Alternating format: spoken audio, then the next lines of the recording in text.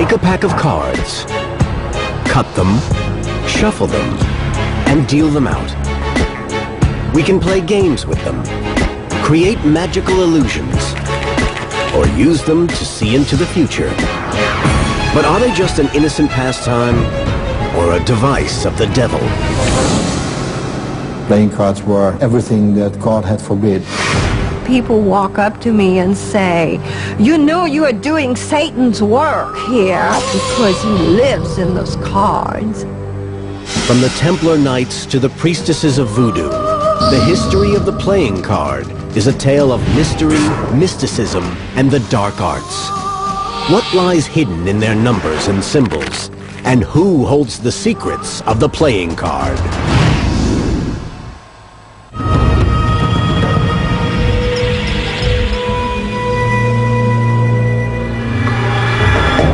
The future may be written in the cards, but their past is not so clear. The origins of the playing card are the subject of fierce debate. There are conflicting stories that tie the playing card to India, to Persia, or to slave soldiers from Egypt.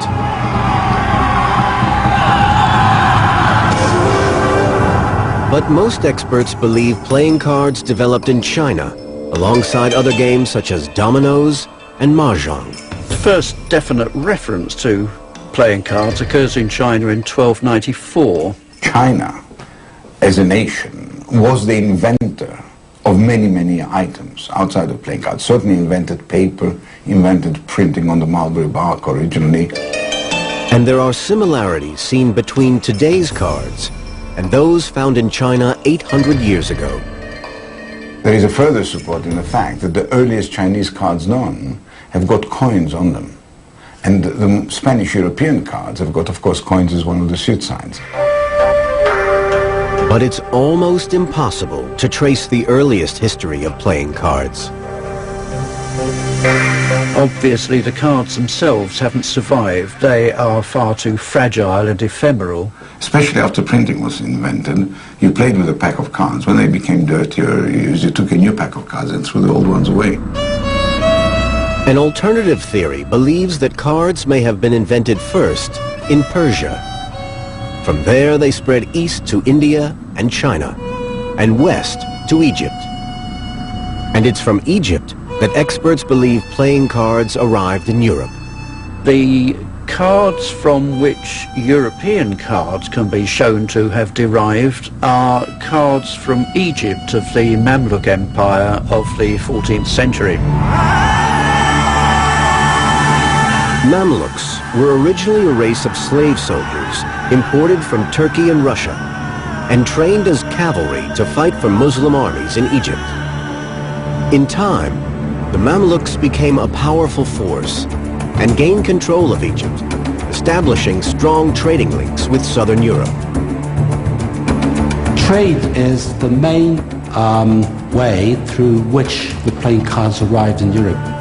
We can imagine that traders in Alexandria, fascinated by this new game they saw, and finally they brought it with them to their native countries.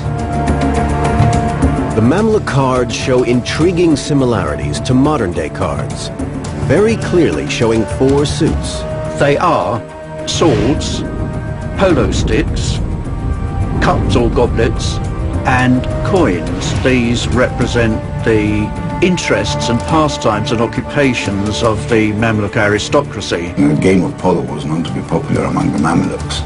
And the sticks or the batons, which later became clubs in the modern playing cards, appear to be a direct derivative from that. At least that is one of the theories. The other Mamluk suits, swords, cups, and coins, are exactly the same as those that are still used in Italy and Spain today. And once playing cards had arrived in southern Europe, it seems they traveled fast. Well, a sign of their popularity and spreading is certainly all these records we have, either laws against gambling or simple princely accounts.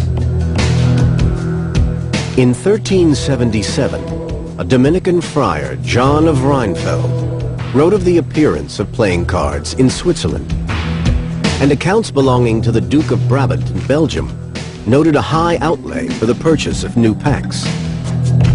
15 years later, in France, there is a record of a Jacquemin Grigoneux being paid 56 Parisian sols for gilded cards for the king.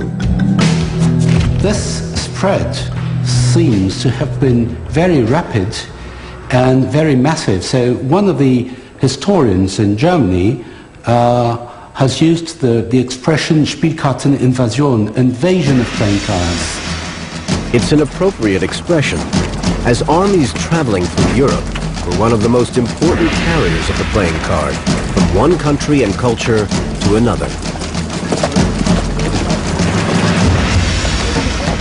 Much easier to carry a pack of cards around in a soldier's knapsack than a chessboard or a backgammon board. Historians believe these traveling armies were almost certainly responsible for the eventual arrival of playing cards in England.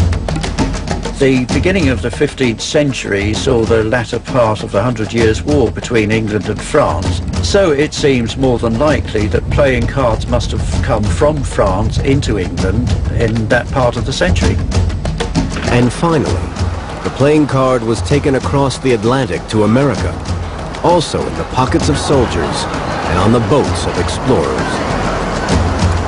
Cards were taken up and appealed to Native Americans too. They didn't have the wherewithal to produce printed cards on paper themselves, so you get leather cards with their own suit symbols and their own designs on them from the earliest days of colonization. In fact, the early design of playing cards shifted and changed considerably, as different cultures were keen to stamp their own identity on the pack.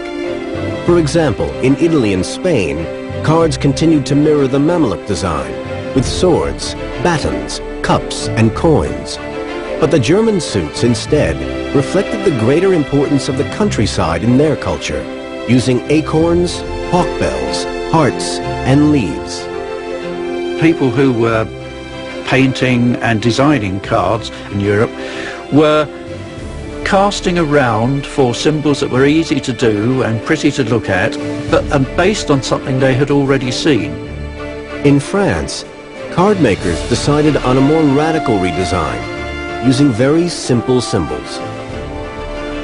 The French invention of using two colors only, red for the hearts and diamonds, and spades and clubs in black, was really a very convenient commercial consideration.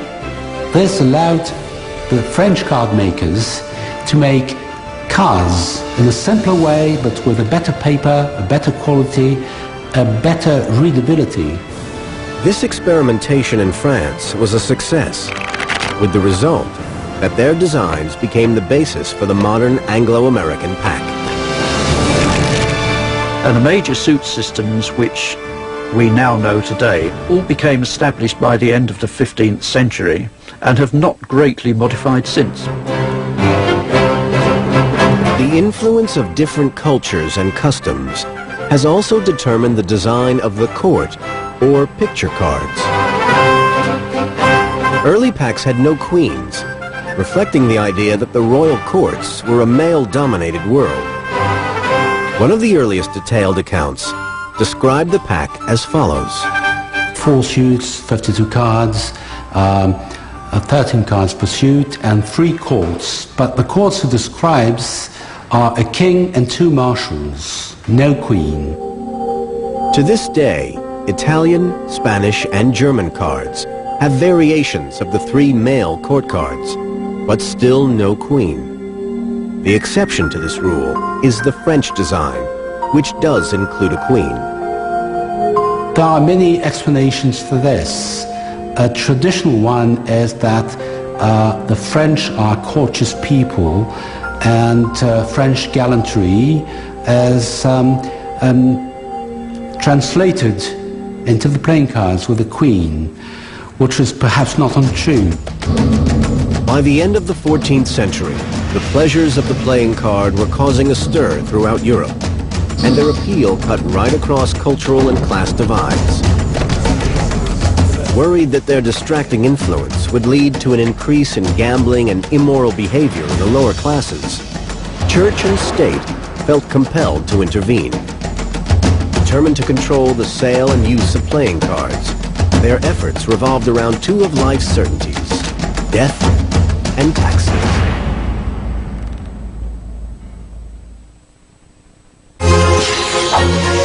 When playing cards were first introduced to Europe, they were handmade, expensive, and used mainly by the nobility. This soon changed.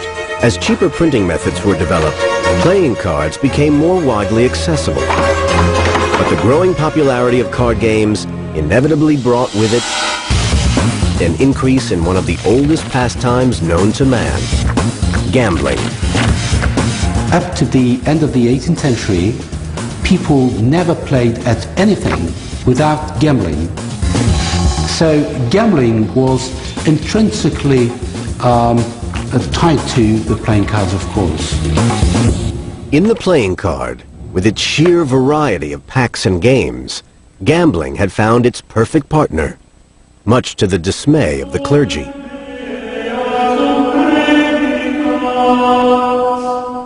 Overall, the church did everything it could to stop gaming with cards. And in fact, some of our earliest historical documents are sermons against using playing cards. The church began to issue strongly worded edicts, restricting and sometimes even forbidding playing with cards. One of the reasons why gambling was prohibited was obviously that it led to a lot of dishonesty and a lot of crime. The ban on the cards was because they caused drunkenness and fighting among the people.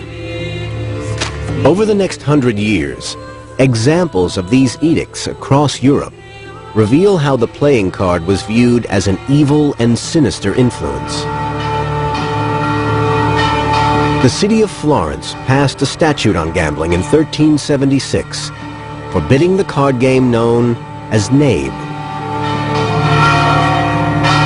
2 years later in Germany, it was declared that gambling with high stakes was punishable by a fine. Saint Bernardine of Siena took it even further. Bernardine of Siena preached against gaming at Bologna in 1423 so persuasively that the populace consigned their cards in thousands to a public bonfire. In England, too, church and state considered playing cards a scourge on society and were quick to try and control them. In the 15th century, Parliament supposedly forbade the playing of cards, except on the 12 days of Christmas. In the 16th century, Henry VIII complained that too much card playing was distracting his bowmen from their training. Then in the 17th century, a group of card makers petitioned the king to grant them a royal charter. Charles I, who was keen to find finance to fund his battles in the Civil War, he granted the company a charter in 1628. The group, which is still in existence today, became the Worshipful Company of Makers of Playing Cards. The company, which would have been about 27 strong at that time, were then in a position to set about protecting the trade, stopping the imports of French playing cards into the country. So it was a pretty key subject to them. But in return, Charles imposed a tax on every single pack of cards the Worshipful Company made. It quickly rose to 6pence. That's the equivalent of around $5 today. Anything that is popular enough and addictive, drinking, smoking, cards, were easy to tax. And people were addicted to playing cards. It became very, very important and proved to be an excellent income. The duty continued to rise, eventually reaching 2 shillings and 6pence, or $25 for a simple pack of cards. The tax of 2 and 6, that was quite a substantial amount. It wasn't something that poor people would have been paying readily. To try and prevent tax evasion, The stamp for the ace of spades was held by customs and excise, and every time a member of the worshipful company made a pack of cards, the ace was only issued once they had paid the duty. But inevitably, some card makers still attempted to avoid paying the tax. And in fact, in 1805, Richard Harding was sentenced to death at the Old Bailey for forging an ace of spades. Which is perhaps why the ace of spades is believed to be unlucky.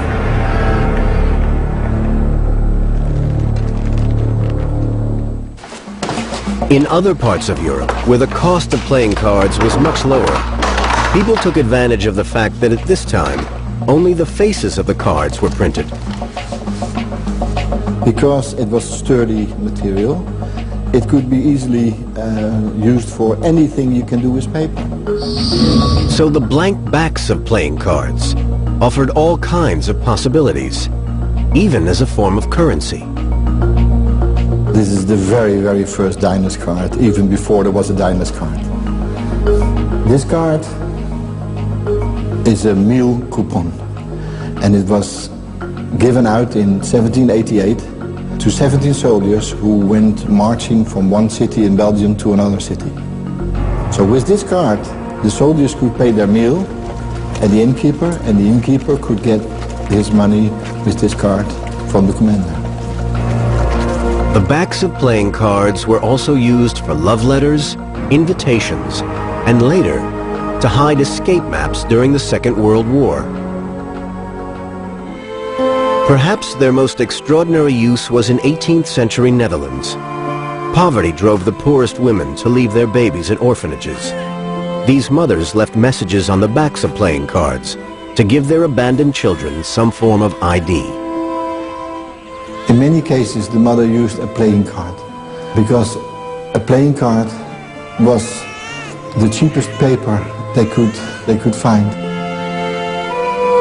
The cards usually carried the name of the child and a heart-rending personal message from the mother.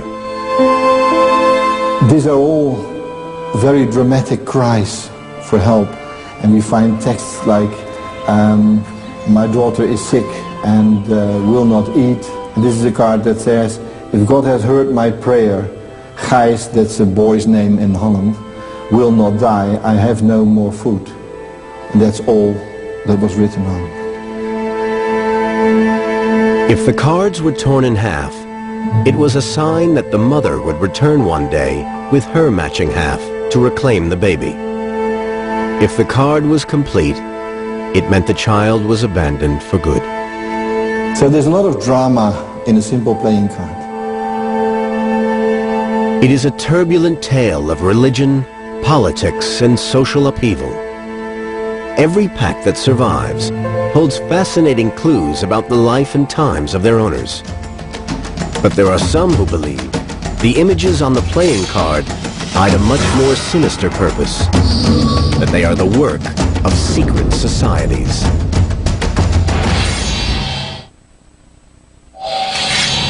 By the 18th century, there was no doubting the popularity of the playing card. But with their true origins still unknown, there was mounting curiosity as to what they might really mean.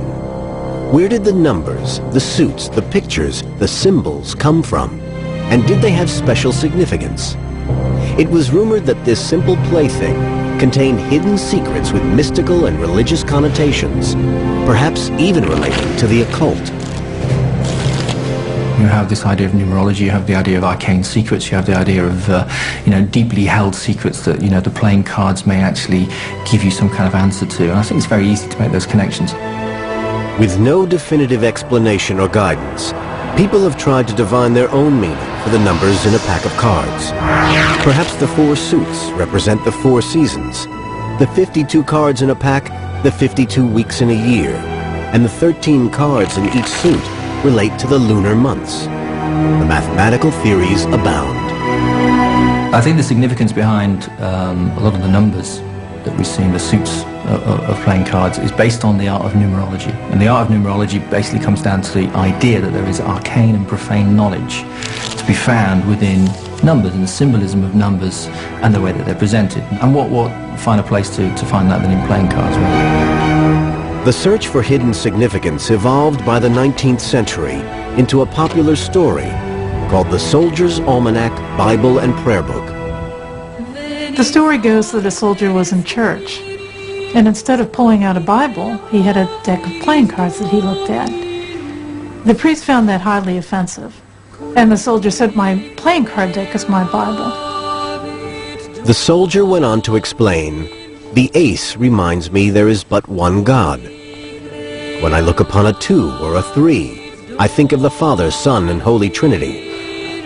A 4 reminds me of the 4 evangelists, a 5 of the 5 wise virgins, a 6, the 6 days of creation, and a 7, that on the 7th day God rested." He went through the whole deck and described the numbered cards and the core cards. Finally, the soldier pulled out the king and turned to the priest and said, "When I see the king, it puts me in mind of the great King of heaven and earth, which is God Almighty." Decks of playing cards are very people-friendly. You can hold them in your hand. And they're very adaptable.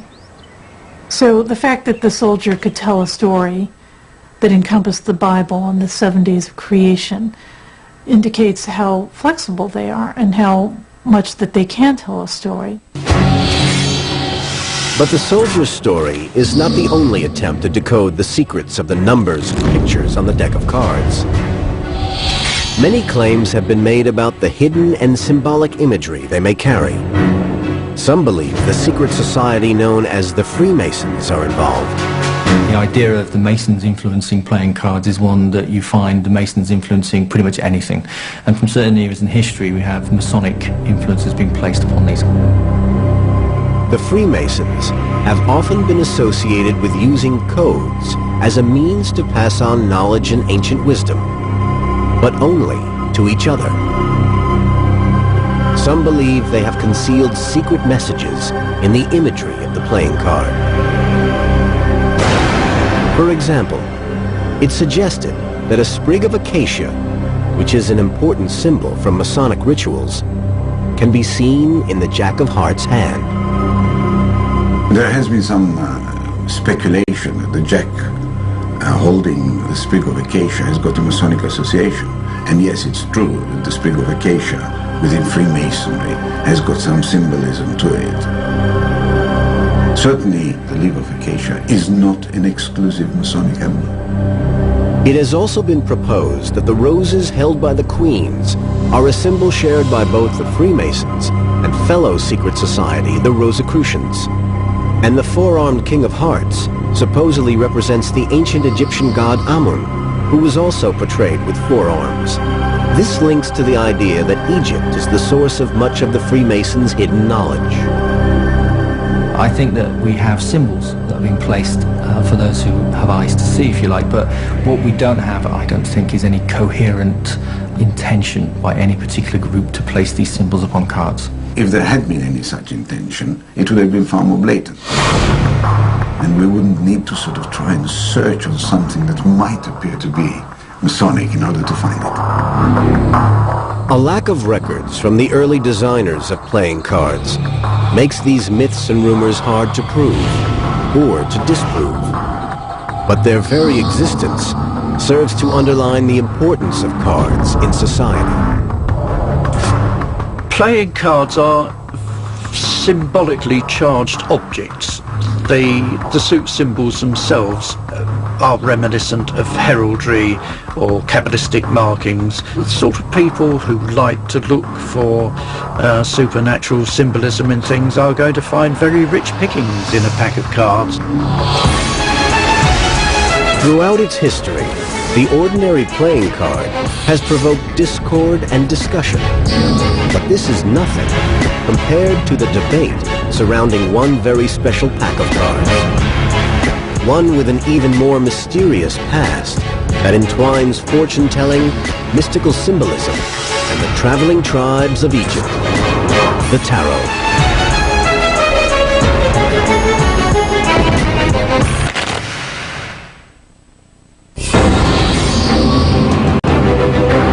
No other deck of cards has been surrounded by as much mystery and speculation as the tarot. It's claimed that the pack has extraordinary powers to offer advice and predict the future. And one theory speculates that it was the gypsies who brought the tarot to Europe.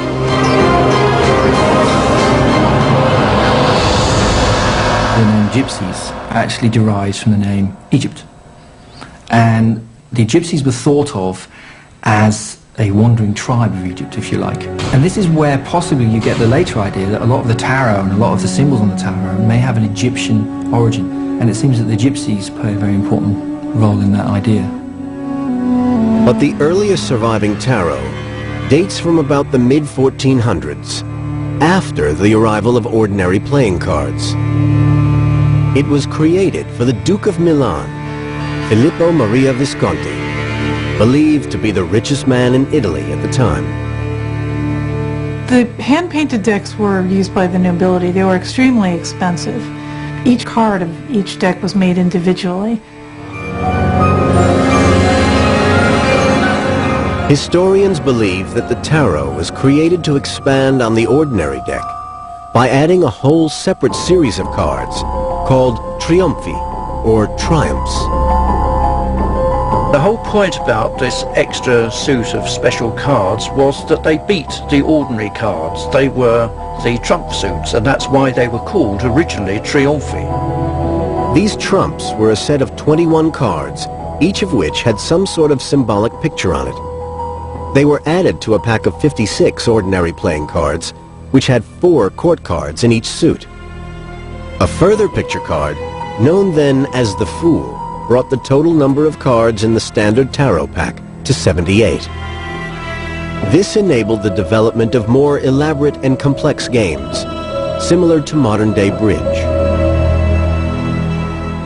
The tarot cards, as we know them, were therefore invented for playing games with, not as many people think, for the occult and for fortune-telling. The tarot's appeal meant it spread as rapidly across Europe as the ordinary playing card. But what made the tarot so different was the striking imagery on the trump cards.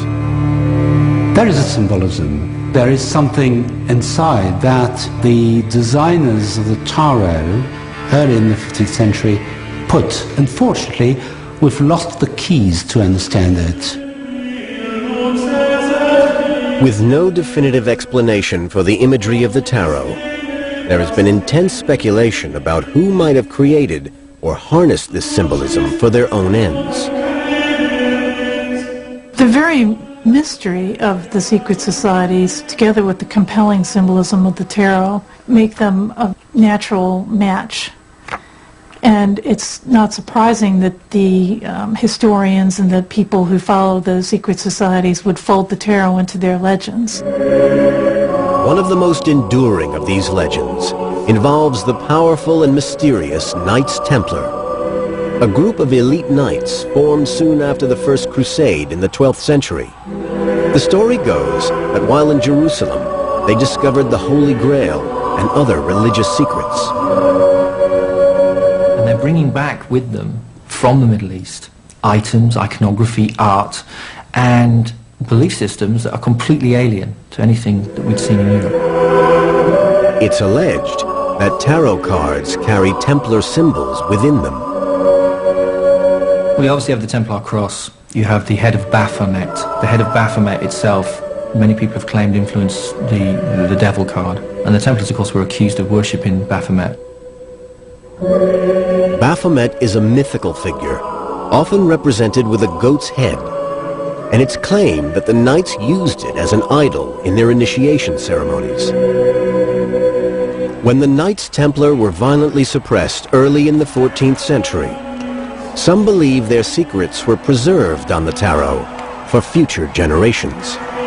The idea of these secret groups inventing the tarot is that they invented it as a way to keep their teachings hidden and yet be able to broadcast them. But these theories are generally dismissed by historians. The Templars had been abolished before the tarot came along. The idea that they went underground and then used the tarot to disseminate their teachings seems very thin. Historians believe the images on the tarot simply reflect the cultural fashions of the 15th century. Renaissance Italy was experiencing an artistic rebirth, looking back to classical knowledge and learning for inspiration. The Renaissance was a time when a lot of different streams of thought flowed together. Alchemy, astrology, the Jewish Kabbalah was adapted by Renaissance philosophers. The symbols of the tarot were fairly well known. To a Renaissance person, even an ordinary person who wasn't educated, they would have been familiar and understandable. This symbolism may have been obvious to a Renaissance person, but to modern eyes, many of the images seem a very strange choice. It's quite mysterious why the artist would have chosen to put the skeleton of death in a deck that's supposed to be for fun and gaming. In addition to the skeleton of death, there were other sinister and mysterious images in the tarot deck. The burning tower, the devil, and the hanged man. But this was certainly a well-known Italian image. If someone was shown hanging upside down by the foot, it meant they were accused of being a traitor to the state. Others suggest the meanings are more fundamental, that they are archetypes that have been handed down and just slightly reinterpreted according to the culture of the time. Behind the obvious overt image, there is the message, the meaning of the card, and that is essentially unchanged. They are dealing with the same stuff, and that stuff is the stuff of human consciousness and the way we react to the world in which we are born. They would have images that explained concepts such as vanity, death, love, fortune. But despite their elaborate design, it appears that the tarot cards were mainly used in ordinary games similar to modern-day bridge. Then in the 18th century, the tarot was given a dramatically different interpretation. People started to discover fortune-telling with cards. And tarot cards, obviously, offer more pictures, more clues to fortune-telling. It truly became extremely popular with card readers and also occultists. It's just a natural that people would pick it up and start seeing fortune-telling in it. The key man behind the use of the tarot to tell fortunes was an 18th century former seed seller from Paris called Aliette. He decided to reverse his name to make it seem more mysterious. Atea, as he was now called, established himself as one of the first and most influential professional fortune tellers. He created what he called a corrected tarot, which he claimed was true to the original tarot that was supposedly from ancient Egypt. Atea assigned several meanings to each tarot card. The Devil card, which he called force majeure, could mean extraordinary power or strength, but reversed, it could signal weakness or pettiness. Placed in certain positions in a tarot deal or spread, each card took on a new significance, showing the obstacles existing in life, hopes and fears, and even what was to happen in the future. Atea's fortune-telling technique was a major influence on the practitioners who followed, and his tarot deck is still in use today. But in many ways, fortune-telling was just the tip of the iceberg. The tarot had also caught the attention of devotees of the occult, who saw something else altogether in the mysterious symbolism of the cards.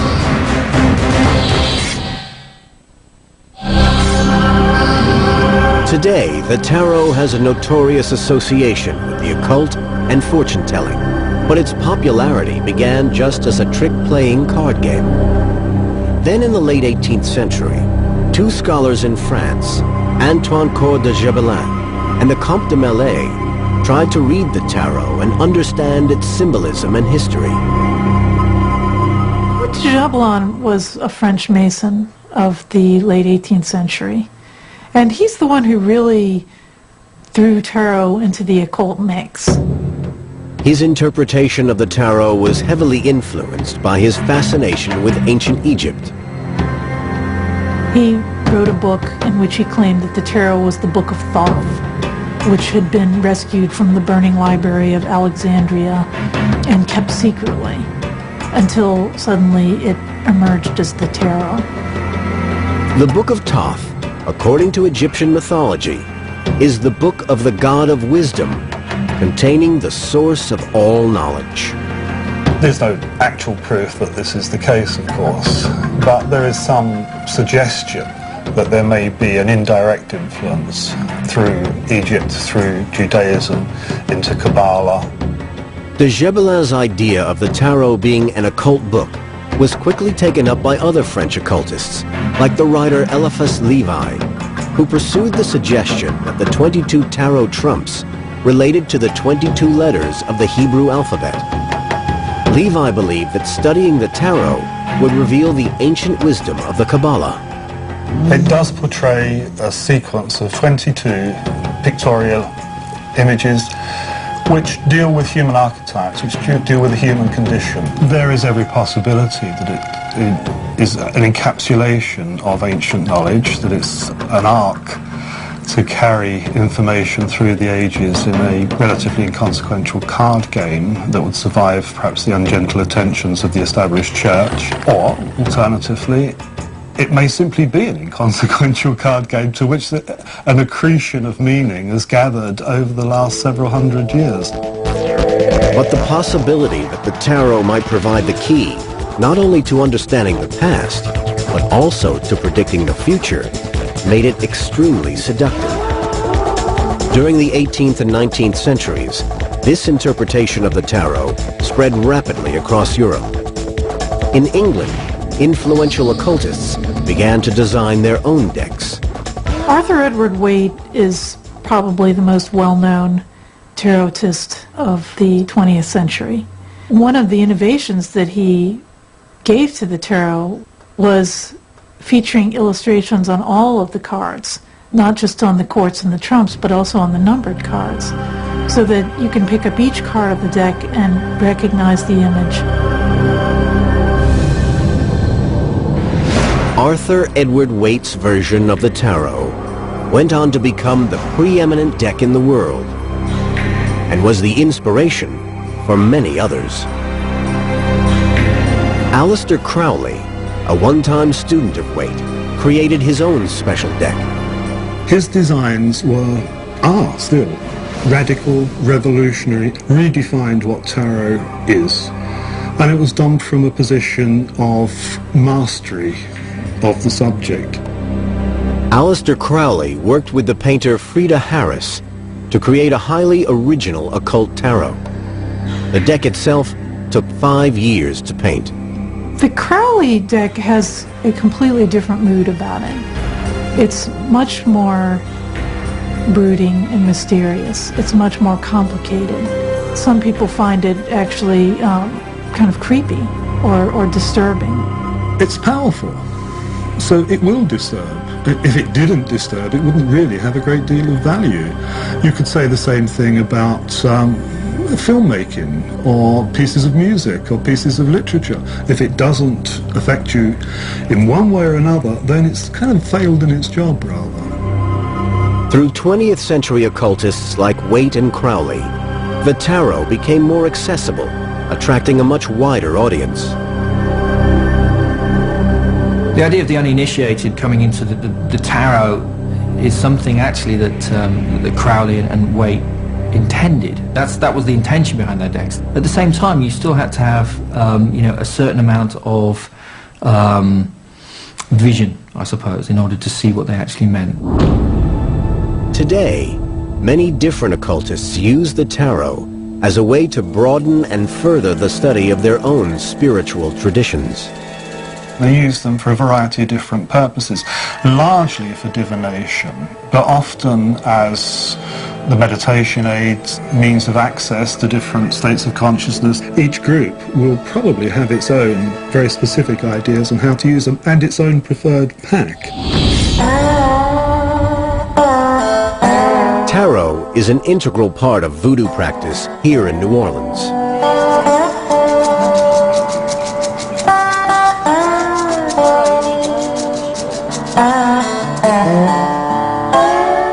was a voodoo priest here in New Orleans. He used to always say, if you want to be a priestess or a priest, you have to be able to hold a snake, dance with a snake, and do divination. Because without divination, how are you going to speak to the spirit? Traditionally, voodoo uses other forms of divination, rooted in its West African origins. Cowrie shells, bones, and stones are red to tell the future. Whereas through the shell you have to ask questions and you receive specific answers, the tarot will actually give you directions. Practitioners use a specially designed voodoo tarot for their readings.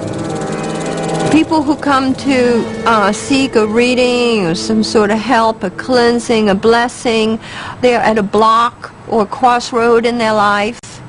They need to be reassured. Many times the tarot is a mirror, so they're able to see, to look at themselves and look at the situation from various angles. Today, the tarot is regarded as offering guidance into the future, rather than a prediction or prophecy. It's an excellent representation of the universe.